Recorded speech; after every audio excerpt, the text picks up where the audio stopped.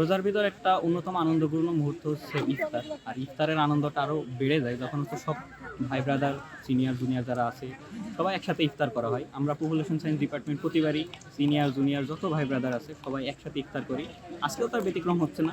এবং আমরা যতদিন ক্যাম্পাসে থাকি একসাথে ইফতার করার মাধ্যমে আমাদের যে বন্ডিংটা হয়, আমাদের যে কমিউনিকেশন বিষয়টা গড়ে ওঠে আমাদের ভিতরে, সেটা আরও স্ট্রং হয়। আর আমার কাছে মনে হয় যে এটার মাধ্যমে আমাদের সম্প্রীতি এটা বেড়ে যায় এবং রোজার যে আসল মাহাত্ম্য সেটাও আসলে অর্জন করা সম্ভব। বিশ্ববিদ্যালয়ের জীবনে এটা আমার প্রথম ইফতার। এখন পর্যন্ত সারা জীবনে আমি বাবা মার সাথে ইফতার করলেও এবারই প্রথমবার যেখানে আমি বাবা মা ছাড়া একা একা ইফতার করতে হচ্ছে, রোজা রাখতে হচ্ছে। তো এই ক্ষেত্রে আমাদের বিশ্ববিদ্যালয়ের বন্ধু বান্ধব এবং সিনিয়র ভাইদেরা যে ভূমিকা রাখছে তাদের সাথে আমরা প্রতিদিন ইফতারে করার চেষ্টা করছি। এতে করে আমাদের পরিবারের শূন্যতাটা কমে যাচ্ছে।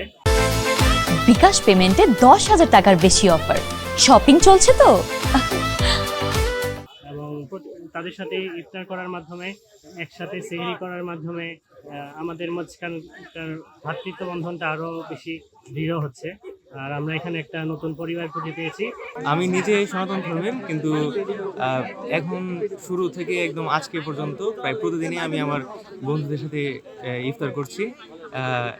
এটা আমাদের বন্ধুত্বটাকে আরো গভীর করে এবং আমার নিজেরও খুব ভালো লাগে ওদের সাথে একসাথে সেহরিও করা হয় মাঝে মাঝে এবং রেগুলার ইফতার করা হচ্ছে। এটা আমাদের কাছে একটা ভালো লাগার বিষয়। আমরা এখানে প্রতি বছরের মতোই আমরা ইফতার আয়োজন করা হয়, মাঠে বসে ইফতার করে। আর পরিবার থেকে অনেক দূরে, ক্যাম্পাসে একা একা লাগে অনেক সময়। সেহরি ইফতার বিশেষ করে পরিবারকে এই সময় বেশি মিস করা হয়। তো আমরা নিবিজ্ঞান বিভাগের পঞ্চম ব্যাচ, আমরা একসাথে বেশিরভাগ সময় একসাথে ইফতার করি।